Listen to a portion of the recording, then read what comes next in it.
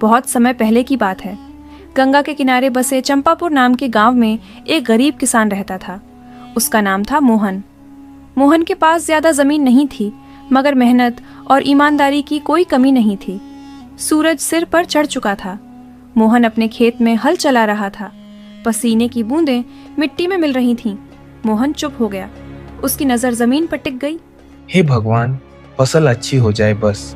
अगर इस बार भी नुकसान हुआ तो बच्चों की पढ़ाई मुश्किल हो जाएगी। शाम को मोहन थका हारा घर पहुंचता है। आज बहुत देर हो गई।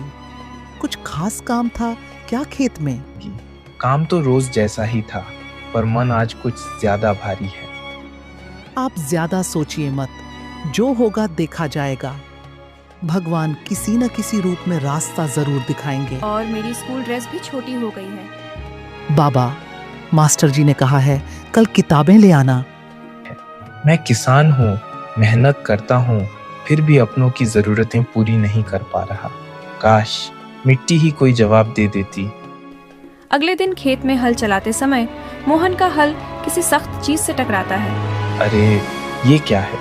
वह मिट्टी हटाता है। वहाँ एक पुराना मिट्टी का घड़ा दबा हुआ था। घड़ा साधारण दिखता था, लेकिन जैसे ही मोहन ने उसे उठाया, हवा में एक गंभीर आवाज गूंजी। कौन हो आप? मैं इस धरती की आत्मा हूँ। ये घड़ा साधारण नहीं है। जो बीज इसमें डालेगा वही बीज अनंत मात्रा में लौटेगा। पर याद रखना, लालच किया तो सब कुछ मिट्टी में मिल जाएगा। मोहन घर आया। उसने गौरी को सब कुछ बताया। हम सोना चांदी नहीं डालेंगे, हम किसान हैं, बीज डालेंगे।